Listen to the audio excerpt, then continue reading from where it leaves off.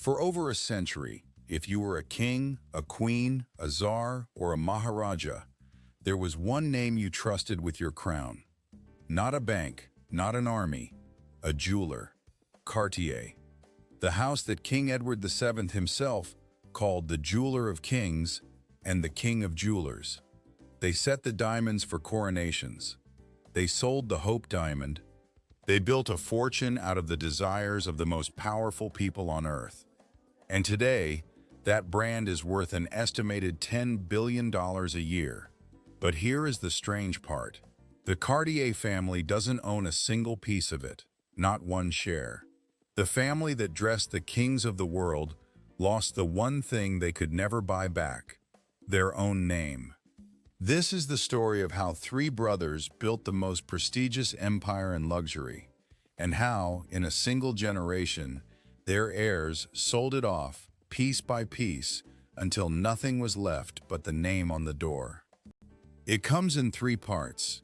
The founder who opened a tiny Paris workshop with almost nothing, the three grandsons who conquered Paris, London, and New York, and turned a jeweler into a global crown, and the heirs who, in the span of just over a decade, sold the whole thing off.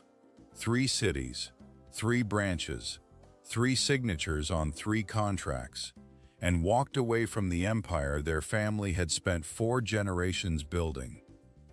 There is a $100 deal hidden in this story that tells you everything.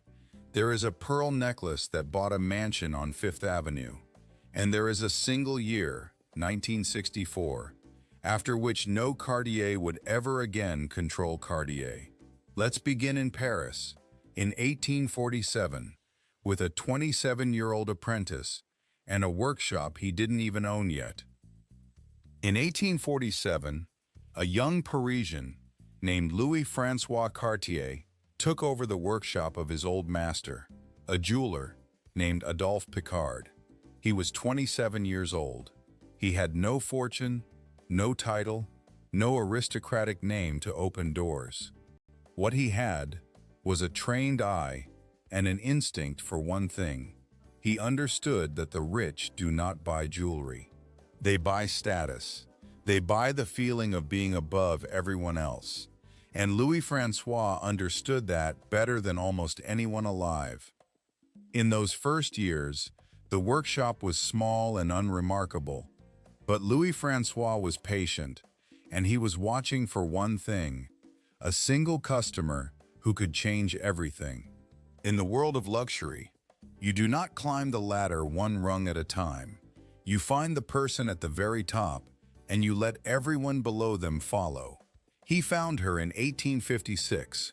Her name was Princess Mathilde Bonaparte, a cousin of the Emperor Napoleon III. When she walked into Cartier and became a client, the doors of French high society opened behind her. But Louis-François wanted more than the French aristocracy. He wanted the most powerful endorsement on the continent. And he would get it from an unexpected place, across the Channel, in England.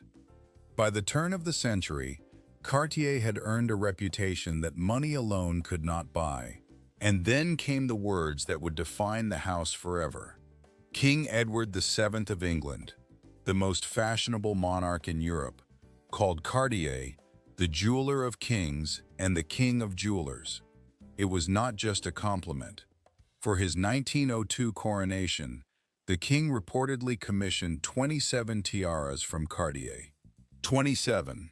In 1904, he granted the house a royal warrant, an official seal making Cartier a supplier to the British crown. And once England's king wore Cartier, the rest followed like dominoes. The King of Spain, the King of Portugal, the Tsar of Russia, the King of Greece, of Italy, of Belgium. Cartier became the official jeweler to royal court after royal court across Europe, eventually serving as supplier to 19 royal houses. Think about what that means. In an age of kings, Cartier had become the brand of kings. They had no army and no land, but they had something almost as powerful. They decorated power itself. But here is where the story turns from one man into a dynasty, because Louis-François had built the reputation, but it was his grandsons who would build the empire. Louis-François handed the firm to his son, Alfred Cartier, and Alfred did something that would prove either brilliant or fatal. It would take 100 years to find out which. He had 3 sons, Louis, Pierre, and Jacques. And instead of choosing one heir, he gave each of them a kingdom. Louis would take Paris, the heart, the design, the artistic soul of the house. Pierre would take New York, the money, the showmanship, the American fortune. And Jacques would take London, the craft, the gemstones, the connection to royalty and to the East. 3 brothers, 3 cities, 1 name. For a time, it was the greatest arrangement in the history of luxury. Each brother was a master of his own world, and together they made Cartier global in a way no single person ever could have. Louis, in Paris, was the genius. He looked at the world and saw designs no one else could see. In 1904, his friend, a Brazilian aviation pioneer named Alberto Santos Dumont, complained that he couldn't check his pocket watch while flying a plane with both hands on the controls.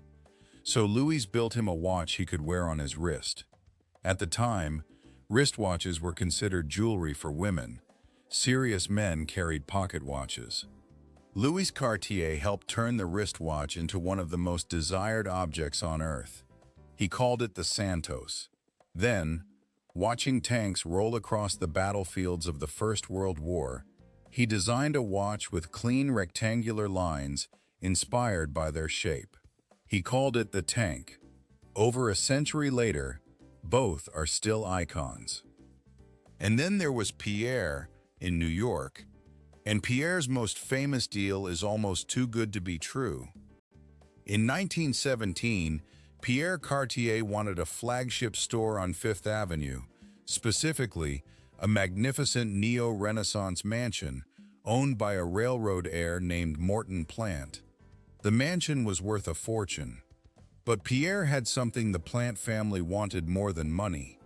His wife had her eye on a double-strand necklace of natural pearls, and in that era, before cultured pearls flooded the market, natural pearls were among the rarest, most expensive things on the planet. So Pierre made a trade. He gave the Plants that pearl necklace, valued at the time at around $1 million, plus a token $100 in cash, in exchange for the mansion. A pearl necklace for a Fifth Avenue palace. That building is still the New York home of Cartier today, more than a century later. It is the perfect image of what this family did better than anyone. They turned desire into property, beauty into empire. By the 1920s and 30s, the 3 brothers stood at the absolute summit. Jacques, in London, traveled to India and the Middle East, buying extraordinary gemstones and persuading Maharajas to let Cartier reset their treasures into dazzling new designs. The famous Tutti Frutti style was born from those journeys. The Cartier name was on the wrists of aviators, the necks of movie stars, the crowns of kings, and the fingers of the richest people in 3 continents. Stop here and look at what this family had achieved. From a single, unremarkable Paris workshop in 1847, 4 generations of Cartiers had built something almost unimaginable. They were the official jeweler to 19 royal houses. They had flagship temples in the 3 greatest cities of the Western world. They had invented objects, the Santos, the tank, the Panthère. The love bracelet would come later, that would outlive every king they ever served. They had done what almost no luxury house in history had managed. They had made their family name a synonym for the highest level of wealth and taste on earth. The Cartier name was, in a very real sense, priceless. And that is exactly the moment the fuse was already burning. because the same arrangement that had made them great, three brothers, three cities, three separate kingdoms, contained a flaw that no one could see yet. The empire was not one thing. It was three things wearing the same name. And when the next generation inherited those three pieces, they would discover that three separate heirs, in three separate countries, do not always want the same thing. The first crack was the simplest and the cruelest: time. The three brothers who built the global empire were brilliant, but they were not immortal. Louis Cartier, the design genius of Paris, died in 1942. Jacques, the London craftsman, died the same year. The generation that had conquered the world was passing, and the question that destroys so many family empires arrived right on schedule. Who comes next, and do they have what the founders had? The answer, for the Cartiers, was a generation of heirs scattered across three countries, each running a different branch, each with their own life, their own city, their own idea of what the family business was supposed to be. Louis' son Claude ran New York. Jacques' son Jean-Jacques ran London. Pierre's daughter Marion was tied to Paris. Cousins in different nations who had inherited not one unified company, but three loosely connected ones. This is the hidden weakness of the three brothers' arrangement finally coming due.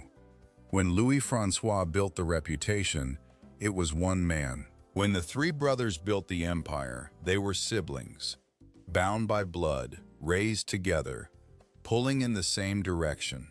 But the next generation were cousins, separated by oceans and by decades. The glue that held the three kingdoms together was the brothers' relationship. And once the brothers were gone, the glue was gone too. Pierre Cartier, the last of the three founding brothers, the man who had traded a pearl necklace for a Fifth Avenue mansion, died in 1964, and his death was the true turning point. With the last brother gone, there was no longer a single figure who embodied the whole family, no patriarch who could hold Paris, London, and New York together by sheer authority. What remained were three separate businesses, three separate heirs, and a luxury market that was changing faster than the family could keep up with. And so the heirs made a decision that the founder, Louis-François, could never have imagined. They decided to sell, not as a single grand empire commanding a single grand price, but exactly the way the empire had been built, in three pieces. Think about the irony buried in that choice. The three-city structure had been the family's greatest strength on the way up. It let them conquer three worlds at once, but on the way down, that same structure became the instrument of their disappearance. There was no single Cartier to sell, because there had never really been a single Cartier. There were three. And three things can be sold separately, to different buyers, at different times, which is exactly what happened next. The breakup happened with a quiet, business-like cruelty. In 1964, the year Pierre died, the family began to let go. Over the next several years, the three branches of Cartier, Paris, London, and New York, were sold off, one by one, to outside investors. The empire that had taken 4 generations and over a century to build was dismantled in barely more than a decade. There was no dramatic crash, no bankruptcy, no scandal in the newspapers. That is what makes the Cartier fall so haunting. It was not destroyed, it was simply handed away, signature by signature. The family that had sat at the top of the luxury world, that had dressed 19 royal houses, decided, for money, for exhaustion, for the 1,000 quiet reasons families let go of things, that they no longer wanted to carry the weight of the name. By the mid-1970s, all three branches had passed out of family hands. A group of investors, led by financiers who saw what the family no longer could, began buying the scattered pieces and stitching them back together. In 1972, a consortium took the Paris operations. London followed in 1974. New York in 1976. The pieces the family had sold separately were being reassembled by strangers. And here is the bitter twist.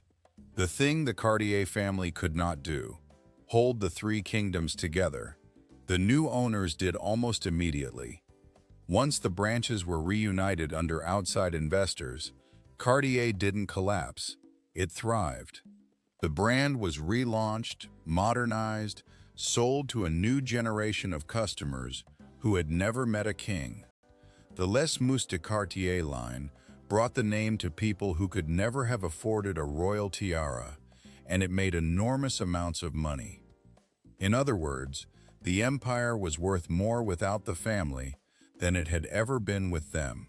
The Cartiers had spent a century proving the name was priceless, and then proved, by selling it, that they were the one part of the business that could be removed without the whole thing falling down.